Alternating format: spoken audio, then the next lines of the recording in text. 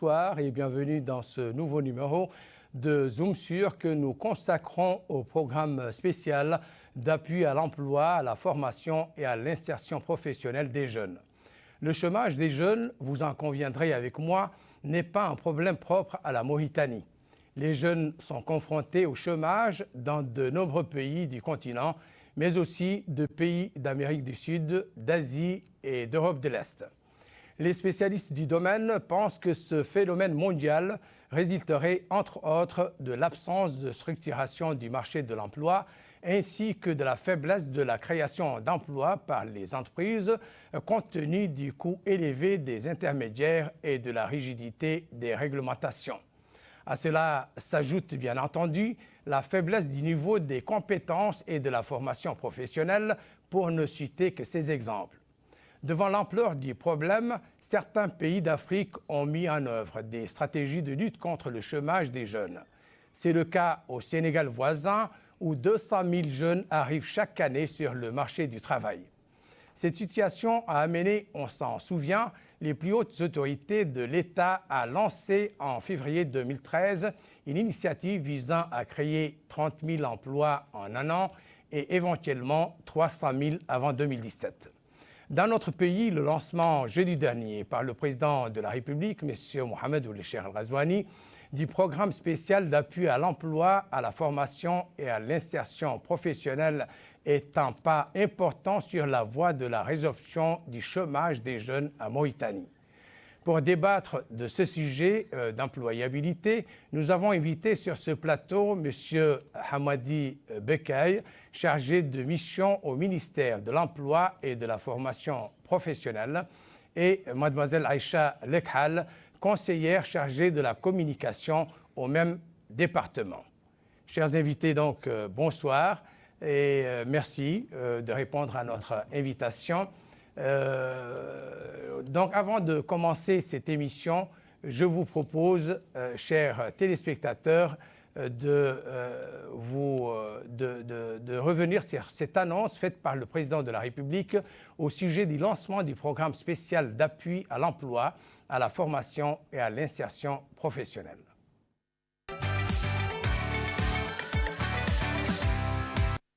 La cérémonie de lancement du programme a débuté par la projection d'un film documentaire sur la stratégie des pouvoirs publics en termes d'emploi et de formation professionnelle. Ainsi, le gouvernement a mis en œuvre un pack de projets à grande capacité de génération d'emplois grâce à ces financements conséquents destinés à soutenir les petites et moyennes entreprises productives de manière à améliorer leur capacité de recrutement.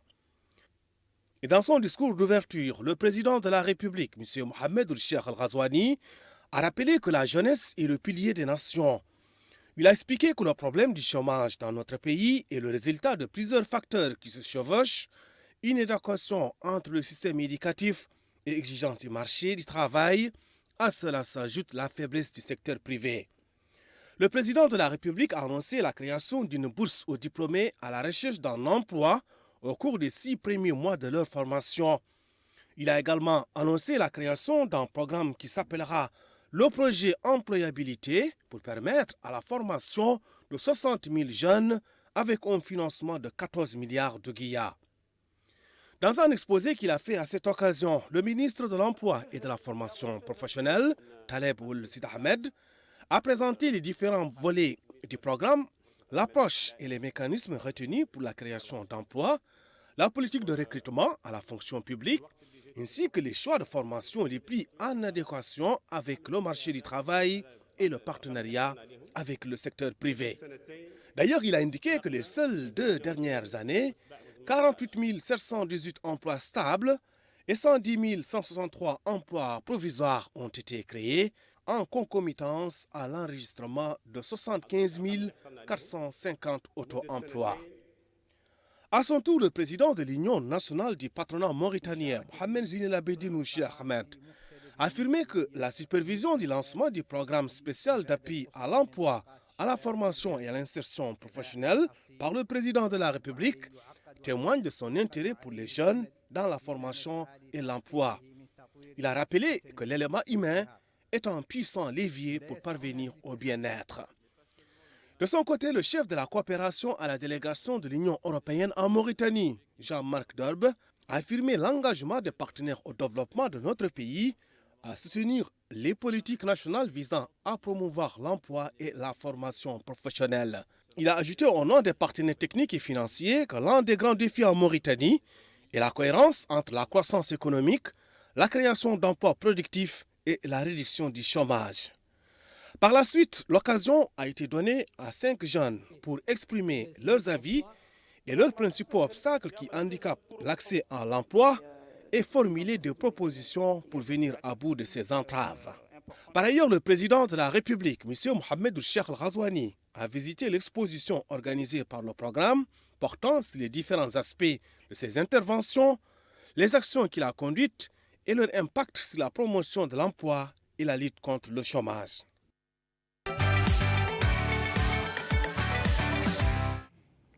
Donc vous le savez tout autant que moi, la jeunesse est une richesse pleine d'énergie, de créativité et porteuse également de changement.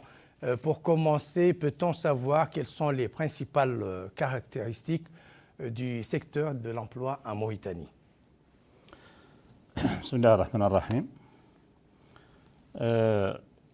Pour parler de l'emploi, je pense qu'avant de rentrer dans les caractéristiques du secteur, il est utile quand même de rappeler l'intérêt de ce secteur dans les politiques publiques. Des facteurs et des indicateurs révélateurs nous prouvent déjà la place que tient l'emploi dans le programme du président de la République, le programme Ta'ahoudati, dans lequel il s'est engagé sur la création de 100 000 emplois décents. Je prendrai un deuxième exemple, celui qu'occupe également l'emploi dans le programme prioritaire élargi, dans lequel l'objectif emploi se situe dans l'ensemble des activités de ce programme qui est important et qui doit être exécuté sur 30 mois. Un troisième, pour ne citer que cela, c'est le programme que vient de lancer le président de la République, qui est le programme spécial de l'emploi, et qui a pour objectif de relancer et d'accélérer l'emploi, la formation et l'insertion. Donc je pense que ces trois facteurs sont révélateurs de l'intérêt des pouvoirs publics pour ce qui est du secteur de l'emploi. Pourquoi cet intérêt? Pour revenir justement pour répondre à la question. Oui. Parce que nous avons un secteur qui est quand même dans une situation un peu délicate, un peu difficile. Nous avons un secteur de l'emploi qui est caractérisé par un taux de chômage élevé. Nous avons un secteur de l'emploi qui souffre d'une inadéquation de la main-d'œuvre locale par rapport aux besoins du marché. Et nous avons un secteur de l'emploi qui est marqué essentiellement par une très forte main-d'œuvre étrangère, la présence d'une très forte main-d'œuvre étrangère. Donc tout cela caractérise le secteur de l'emploi. La capacité elle-même du marché du travail est bien en dessous du flux annuel de demandeurs d'emploi qui est versé sur le marché. Donc, ce qui constitue une réserve assez importante de chômeurs et une réserve encore qui ne finit d'augmenter.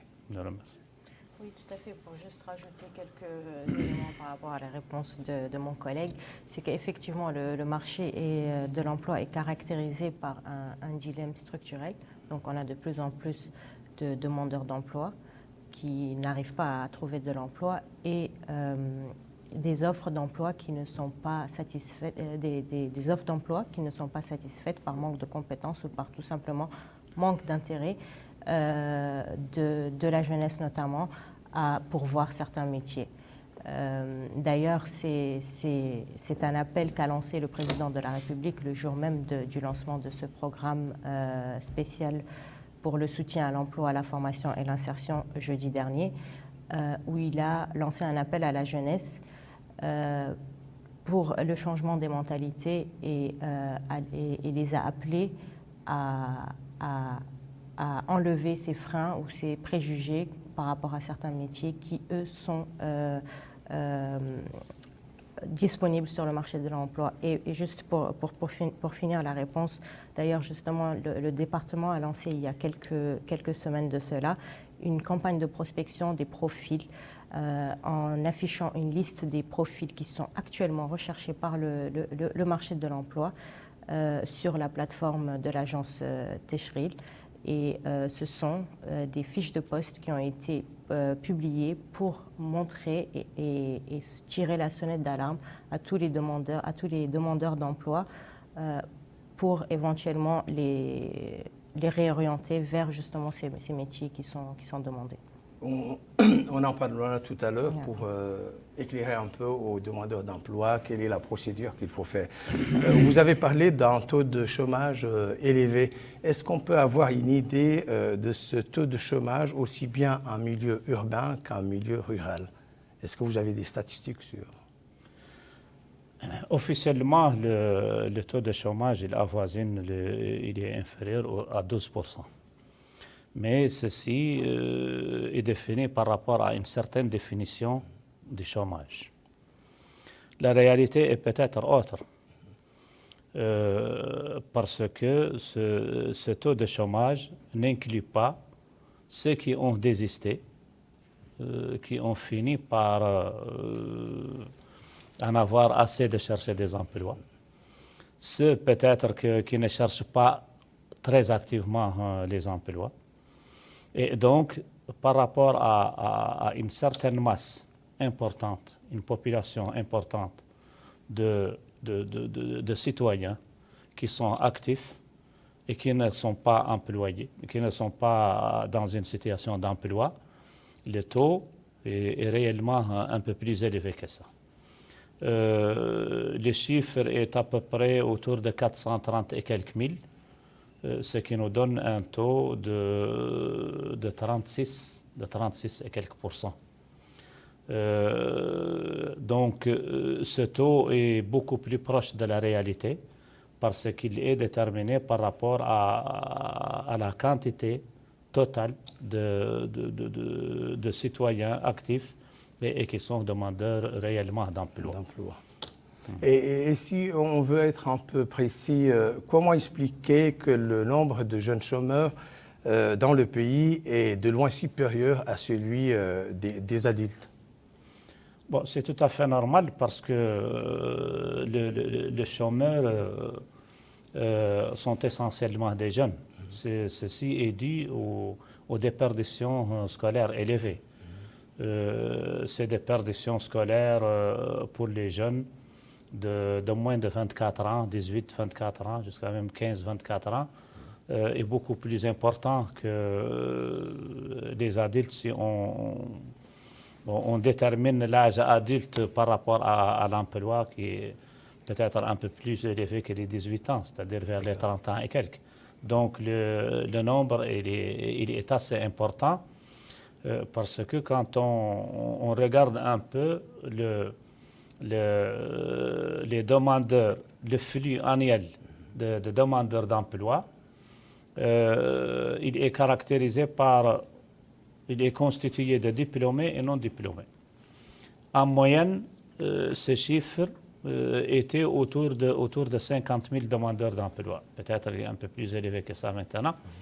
Mais si nous regardons les diplômés, ils ne constituent qu'à peine 10% de cet effectif. Entre l'enseignement supérieur et la formation professionnelle, nous avons un flux annuel de sortants de ces deux dispositifs qui avoisinent, qui est un peu moins de 10 000, vers les 8 000 et quelques. Donc, à peu près 10% de nos demandeurs sont diplômés. Ce qui fait que le flux le plus important de demandeurs d'emploi est essentiellement constitué de jeunes qui sont issus de déperditions scolaires. Aïcha, vous avez quelque chose à ajouter Non, d'accord. non, je Tant pense mieux. que tout a été dit.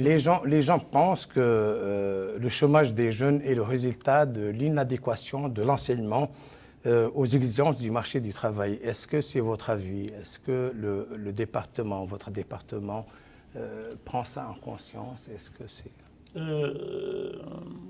Tout à fait.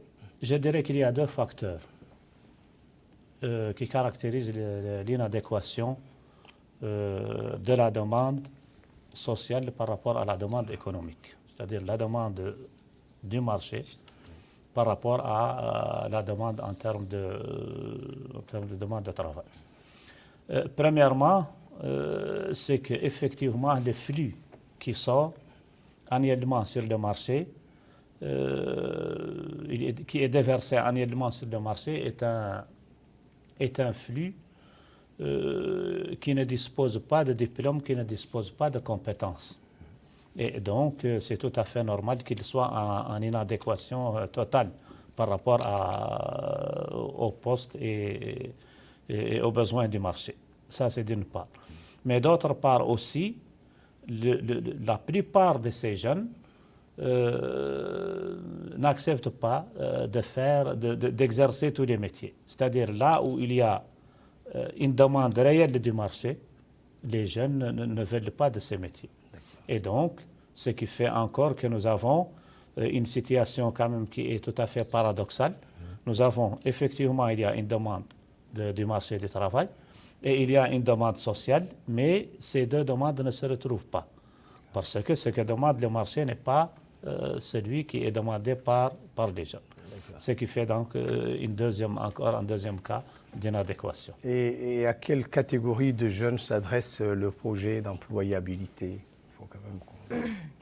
Oui, donc le projet d'employabilité des jeunes s'adresse notamment à cette catégorie-là qu'on appelle nous communément les ninis, c'est-à-dire qui sont sortis du système éducatif, qui se retrouvent donc sans formation, sans emploi. Et ce sont donc la catégorie des jeunes les plus vulnérables, c'est-à-dire que ce sont des jeunes qui sont les cibles notamment prioritaires de la stratégie de l'Agence nationale de l'emploi, qui sont aussi bien les cibles prioritaires donc de ce projet d'employabilité des jeunes. D'accord. Et quels sont donc les documents que les jeunes doivent réunir pour profiter de la formation et des opportunités de travail qu'offre le département? Je reviendrai tout d'abord un tout petit peu sur la question, oui, parce qu'il y a un élément quand même qui est important, c'est que nous avons une population importante de jeunes qui est déversée sur le marché de l'emploi. Ils veulent travailler, mais ils ne savent pas ce qu'ils veulent réellement comme travail et qu'est-ce que cela nécessite comme compétence encore pour avoir accès à tel ou tel emploi. D'où donc est née une phase importante du projet PEJ qui concerne le développement des compétences de vie. Il s'agit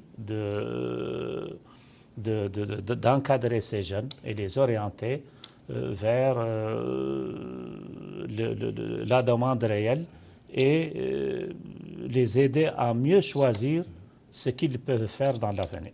À travers cet encadrement et cette orientation, les jeunes sont soit orientés vers des formations qualifiantes et une insertion dans le marché, soit vers des financements de micro et petits projets. Et donc, c'est cette première opération je dirais, de criblage et d'aiguillage de ces jeunes qui va permettre de les orienter vers l'une ou l'autre proposition. Les jeunes, la question c'était... Oui, c'était par rapport aux démarches par rapport aux démarches. Oui, par les jeunes pour profiter des opportunités absolument. du département. Est-ce que d'abord on les écoute? Est-ce qu'on les associe? Puisqu'il faut quand même... Il y a des campagnes de sensibilisation. Déjà, il faut partir d'une campagne de sensibilisation pour trouver déjà ces jeunes et les orienter, s'asseoir avec eux et discuter avec eux pour bien déterminer quel est leur besoin. Oui. La constitution elle-même du dossier lui-même, c'est vraiment quelque chose de très léger parce que ça ne doit pas constituer une entrave. On ne leur demande pas un diplôme, on ne leur demande pas un CV, juste ce qui prouve qu'ils sont mauritaniens et qu'ils sont dans l'âge de la frange de la population qui est visée par le projet, qui est de 18 à 24 ans. Et à partir de là, les ONG, l'Agence nationale de l'emploi, l'Institut national de promotion de la formation technique et professionnelle, toutes ces institutions encadrent ces jeunes pour les orienter vers ce qu'ils peuvent développer eux-mêmes, soit en termes de qualification, soit en termes d'orientation vers l'entrepreneuriat. Et quel rôle est dévolu aux agences Teshril dans l'application ou la mise en œuvre de ce projet? Justement, l'agence Teshril elle occupe une position centrale par rapport à ce processus, parce que c'est à partir de l'agence Teshril que la première opération est réalisée. Et c'est à elle que revient la mission et la tâche avec ces conseillers qui sont spécialisés en matière de conseil en emploi, insertion, etc., de s'asseoir avec les jeunes et qui ont développé encore dans le temps des pédagogies spécifiques au traitement, je dirais, psychosocial de ces jeunes pour mieux les aider à s'orienter et mieux choisir les opportunités qui sont offertes. Aïcha, on le sait, former 60 000 jeunes, ce n'est pas une mince affaire. Alors, comment et où va se passer l'opération et quels seront les contenus des formations envisagées? Donc il est important de préciser que c'est un projet qui a une durée de vie de 4 ans. Donc c'est 60 000 qui seront répartis sur 4 ans. Donc ce n'est pas 60 000 d'un coup en une année. Ce qui est important de savoir, c'est que ce projet ne concerne que 8 wilayas. Les 3 wilayas de Nouakchott, c'est les 2 Hod, la Saba, le Trarza et le Guidimara. Donc ça sera essentiellement dans ces wilayas que se feront les phases d'identification, de formation et d'accompagnement et ainsi que de financement pour les AGR, comme l'a précisé Hamadi. Donc, quels seront le contenu des formations envisagées? Bien évidemment, mon collègue vient de les énumérer. C'est essentiellement des formations en compétences de vie, car il est essentiel. Pourquoi faire ces formations? Car il est essentiel de redonner de la confiance à ces jeunes qui sont en déperdition, qui sont pas forcément en capacité ou qui ont perdu un manque de confiance en eux. C'est important de leur redonner ce goût à la formation, de leur redonner, en fait, de leur montrer qu'ils ont une seconde chance, de réintégrer, de s'insérer de nouveau sur le marché du travail. Ensuite, ce sera effectivement des formations qualifiantes, des formations techniques, des formations aussi en gestion, des stages de courte durée, mais aussi des subventions pour certains qui se dirigeront vers les activités génératrices de revenus.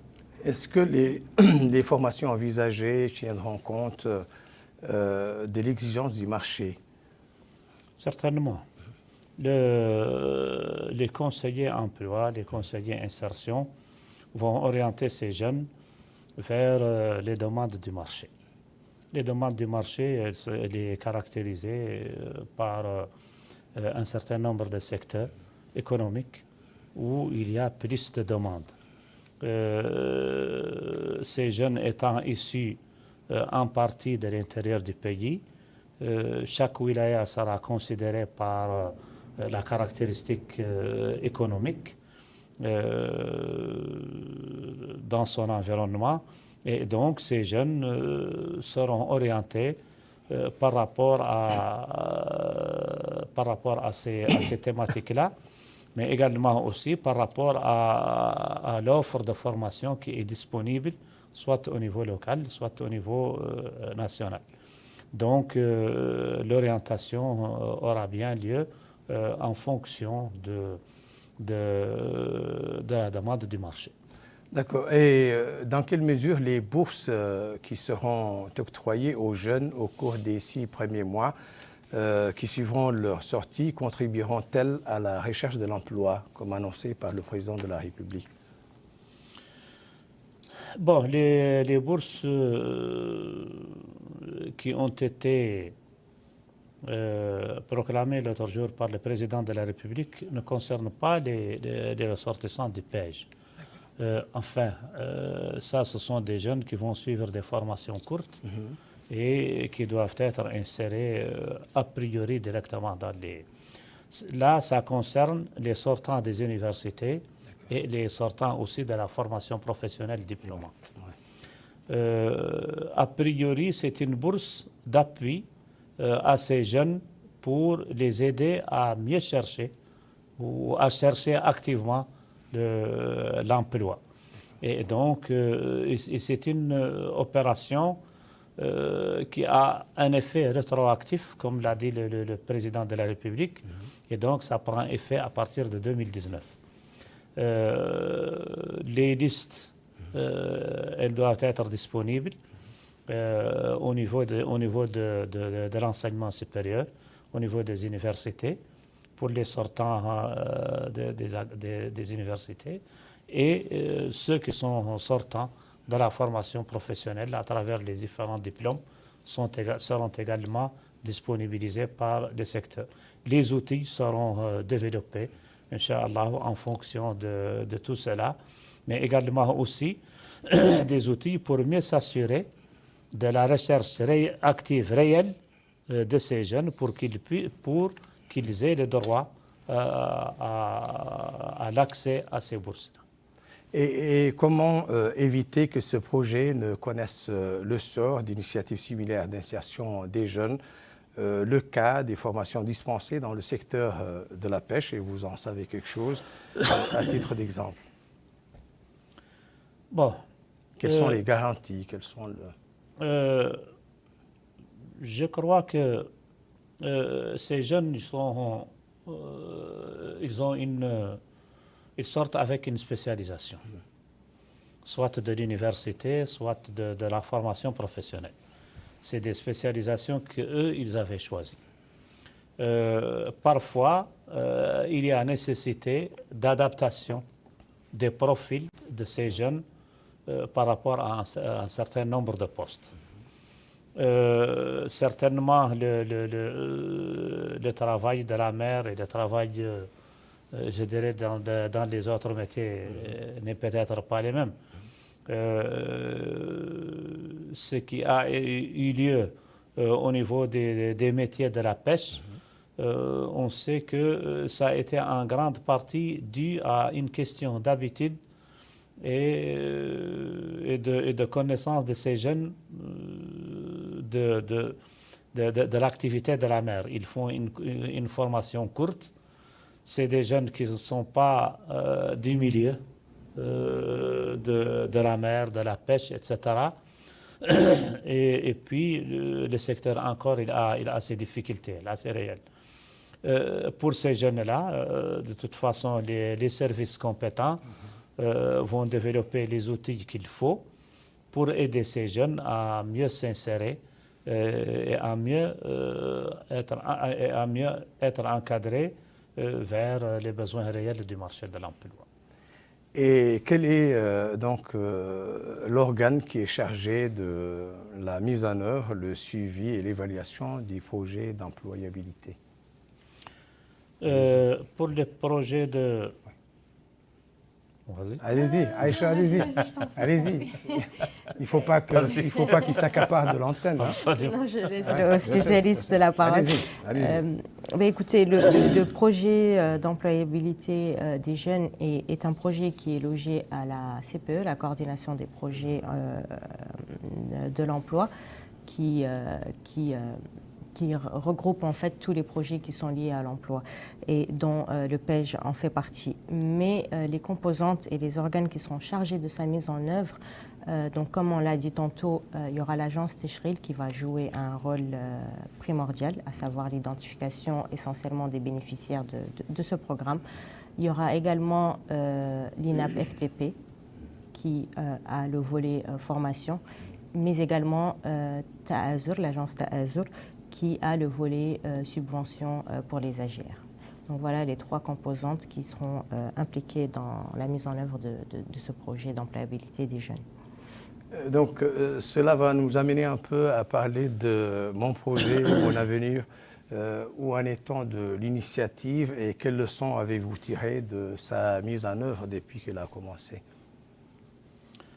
Mon projet, mon avenir, le ministère de l'Emploi et de la formation professionnelle a pris un certain nombre d'initiatives en 2020 pour accompagner ou mettre en œuvre les engagements du président de la République. Et là, à ce titre, restructurer les services de l'emploi, c'est-à-dire l'ancienne ANAPEJ, qui est devenue l'Agence nationale Tishril avec de nouvelles missions. Ça, c'est d'une part, mais également aussi, elle a créé un certain nombre de programmes, dont les 2 programmes phares sont le programme Projet Mon Avenir et le programme Mehnati. Ces 2 programmes ont travaillé activement pour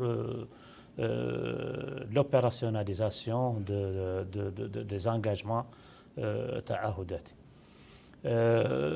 Mon projet, mon avenir, lui, il avait en charge le développement de l'entrepreneuriat. À travers la présentation de services financiers et de services non financiers à la création ou à la redynamisation de la micro et petite entreprise, essentiellement celles qui sont tenues par des jeunes. Ce projet a eu une approche innovante qui a permis de toucher l'ensemble du territoire national et qui a mis en concurrence les jeunes porteurs d'idées pour les mettre en œuvre.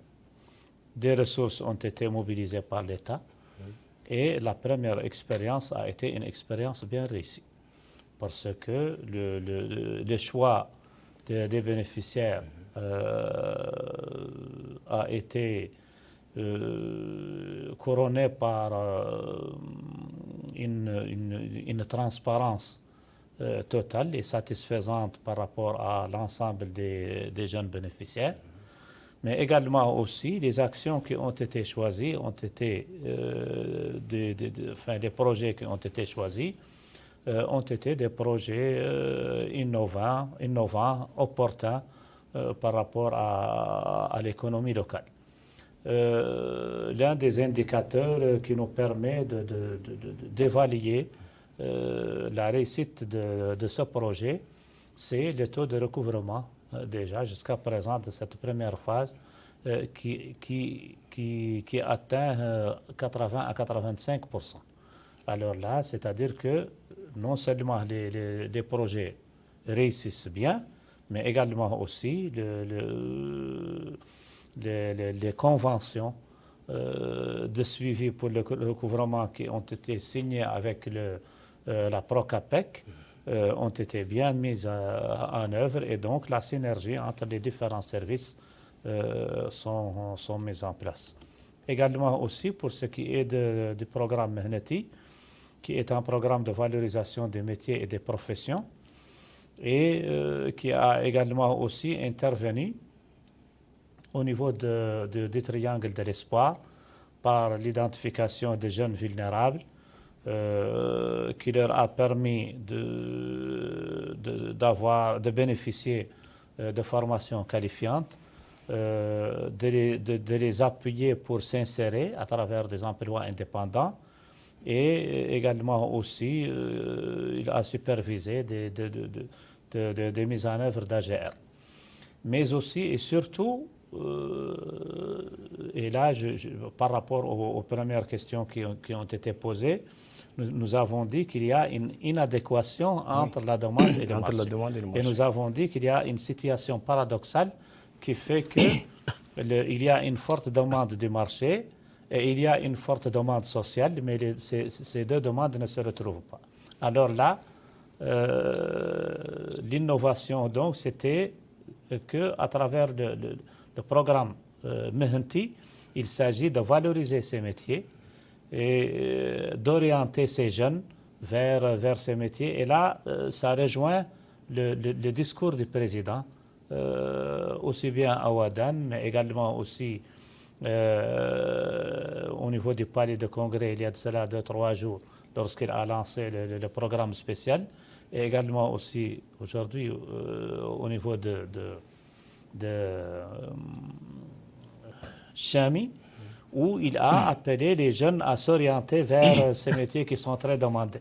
Donc le programme Mehnati, donc, il a ce rôle de sensibilisation et d'orientation vers ces métiers et leur valorisation à travers tout ce qui peut être fait comme appui technique en matière de formation et de développement des compétences, mais également aussi appui financier si nécessaire pour mieux valoriser les métiers.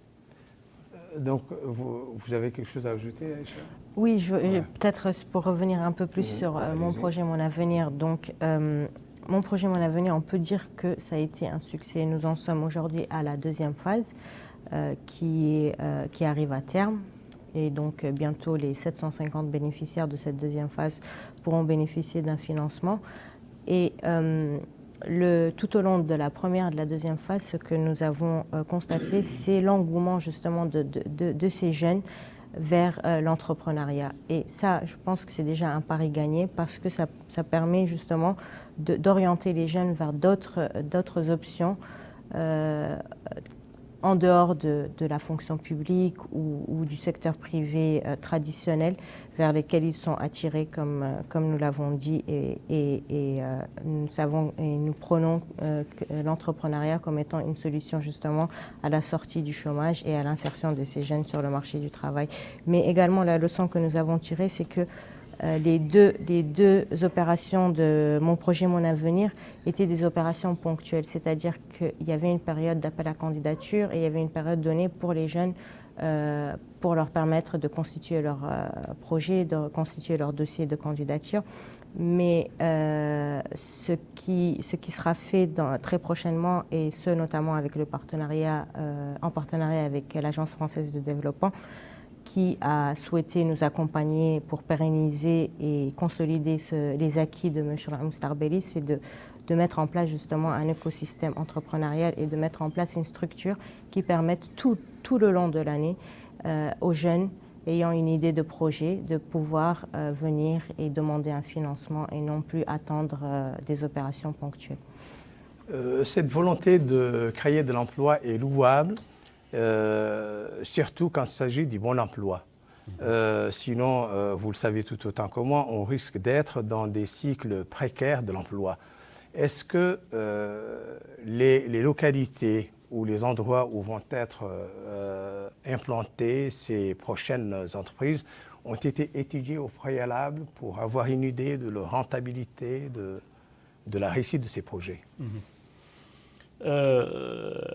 Nous avons engagé un certain nombre de concertations par rapport au secteur et par rapport aux activités économiques régionales, notamment avec les conseils régionaux, mais également aussi avec les autorités locales et communales. Donc c'est un processus qui a été peut-être un peu long, mais qui a été nécessaire. Parce que chaque wilaya a sa particularité et il s'agit de développer l'activité qui a le plus de chances de réussir dans son environnement. Et donc, le choix n'a jamais été fortuit pour ce qui est du choix du promoteur lui-même. Et même au niveau de l'évaluation des dossiers, nous avons fait exprès de prendre en considération cette caractéristique régionale qui donne le plus de chances au promoteur de réussir dans son environnement. Et est-ce que le secteur privé a été associé? Est-ce qu'il a donné des assurances pour vous accompagner, puisque c'est quand même son rôle? Écoutez, le secteur privé a été associé, en tout cas dans la phase d'évaluation des projets. Par exemple, là, cette année, pour la phase d'évaluation des projets, cette évaluation n'a été faite que par des personnes du secteur privé, c'est-à-dire qu'aucun membre du département n'a été impliqué dans cette phase-là. Ça a été des évaluations anonymes, mais surtout faites par des spécialistes de la microfinance, du secteur bancaire, etc. Pour justement évaluer les business plans, évaluer la rentabilité des projets de manière professionnelle et s'assurer que justement les prêts qui seront octroyés aux promoteurs sélectionnés seront remboursés. Et comme l'a dit tantôt Hamadi, à ce jour, on a un taux de remboursement avoisinant les 89%. Donc c'est plutôt bon signe. D'accord.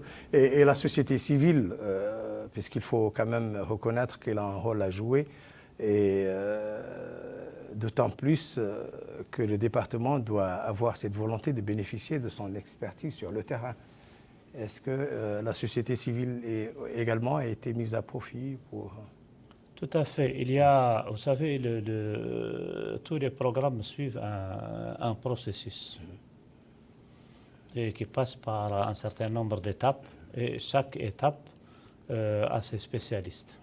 La société civile, elle a été très utile au niveau de la sensibilisation des jeunes pour les orienter vers les activités, les aider à mieux comprendre le processus de dépôt de dossier, la compréhension du dossier lui-même. Et donc, son implication, elle a été surtout au niveau de la sensibilisation et de l'accompagnement jusqu'au dépôt définitif des dossiers. Et quel est un peu l'apport on ne peut pas finir avant de parler un peu de vos partenaires, notamment des bailleurs de fonds, leur engagement, leur participation à ce projet? Nous avons principalement, pour ces programmes, nous avons principalement l'AFD jusqu'à présent. L'Agence française Ce de développement. sont des projets quand même qui sont récents et qui ont été pris dans une initiative de financement sur le budget national. Ces deux projets, mon projet Mon Avenir, le Mashroua Moustaqbali et le projet Mehanti, sont tous les deux soutenus par l'AFD à travers le C2D4, qui est le contrat de développement et de désendettement et de développement, et un deuxième appui à travers un financement encore, un nouveau financement pour mon projet Mon Avenir, qui a déjà été négocié et qui sera signé incessamment pour une durée de 3 ans, je crois. Un montant de 9 millions d'euros. Ouais. De 9 millions d'euros. Tout à fait. D'accord. Et bien évidemment, on ne peut pas ne pas citer la Banque mondiale qui finance le projet pêche dont on a parlé toute la soirée. Et bien évidemment, il y a d'autres bailleurs. Et d'ailleurs, c'est pour ça que le chef de file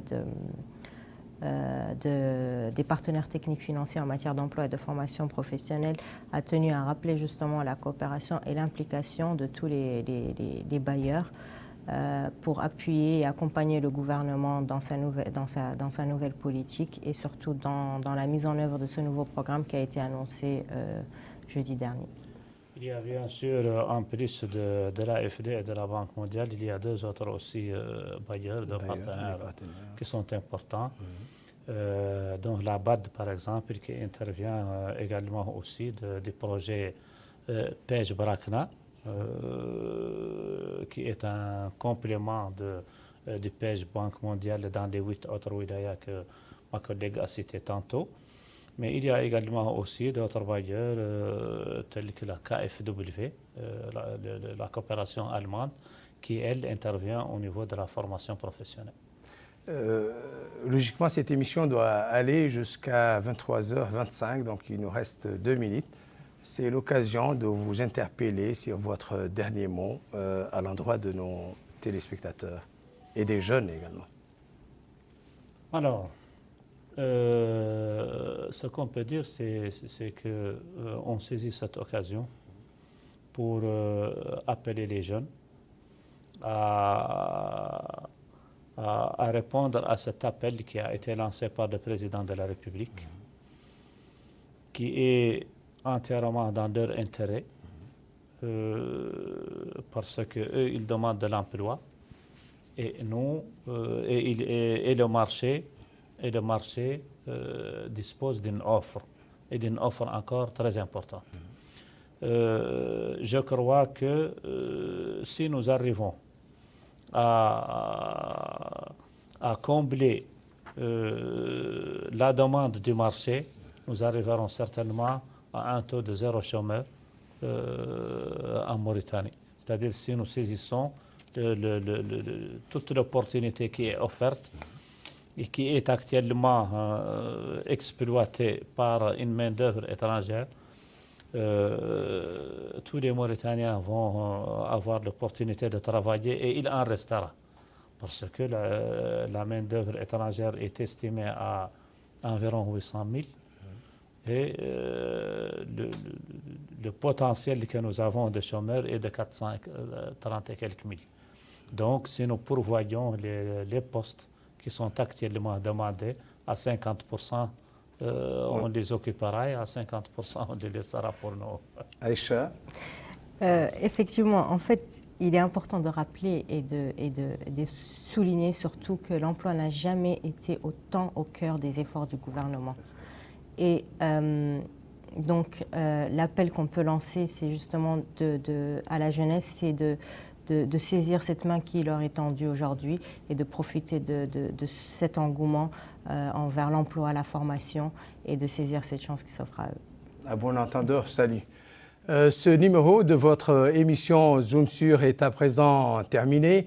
Je remercie mes invités, M. Hamadi Bekay, chargé de mission au ministère de l'Emploi et de la formation professionnelle, Mademoiselle Aïcha Lekhal, conseillère chargée de la communication au même département, pour avoir accepté de se prêter à nos questions pour éclairer nos téléspectateurs. Mes remerciements vont également à tous les téléspectateurs et à toutes les téléspectatrices qui nous ont fait l'honneur de suivre ce magazine. Un grand merci également aux équipes de reportage et de rédaction pour la réalisation de cette émission, particulièrement Rabia Deida, Mokhtar Mohamed Ali, Mamadou Gueye, Fall Sleita, Madani Dramé, le réalisateur Daha et Mohamed El Mokhtar Sidi, Mohamed Bezaid et les caméramans ici présents. Excellent moment avec la suite des programmes d'El Mauritania. Bonsoir à tous et à toutes et très vivement pour un nouveau numéro de Zoom Sur.